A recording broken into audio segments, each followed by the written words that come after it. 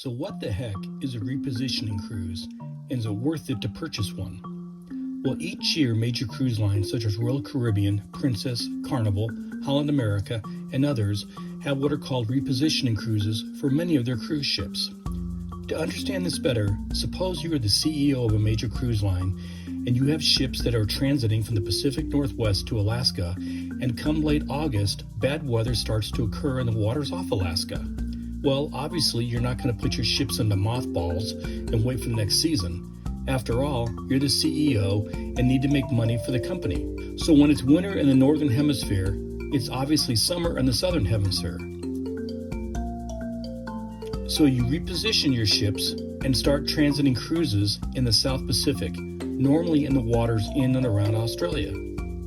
That's what Karen and I did. We took a repositioning cruise on October the 4th, 2023, and spent 8 days at sea transiting to Hawaii on a Royal Caribbean ship, the Oasis of the Seas. So the first thing you're going to realize is that there are not a lot of port calls between Vancouver and Hawaii. And when I say there's not a lot, what I really mean is there's zero, zilch, nada. There are no port calls for the first 5 days at sea. Also, you'll be transiting the North Pacific in October, and the fear of rough water is always present. So, here's Blue Line RV Adventures' perspective on whether you should consider purchasing a repositioning cruise.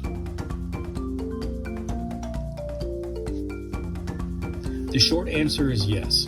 If you want some peace and quiet and relaxation, repositioning cruises can be the thing for you. Our first 5 days at sea was just that, 5 days at sea.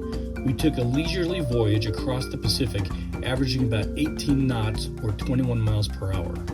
Surprisingly, this coming from a U.S. Navy veteran who has sailed these waters in the past, the North Pacific was actually quite calm in October.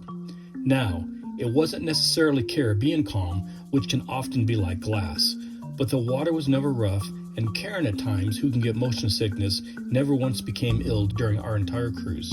Second was the price.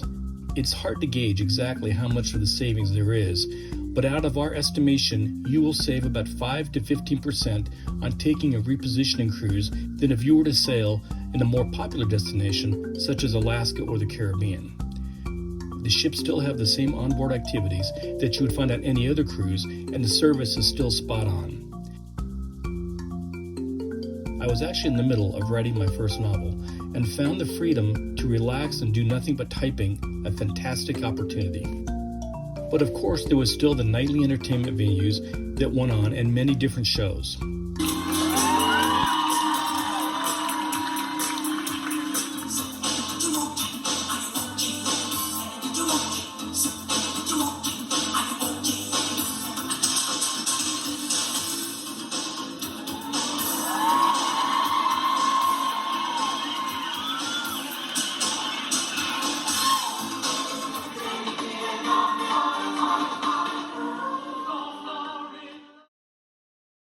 So once you get to Hawaii, where does the ship go from there?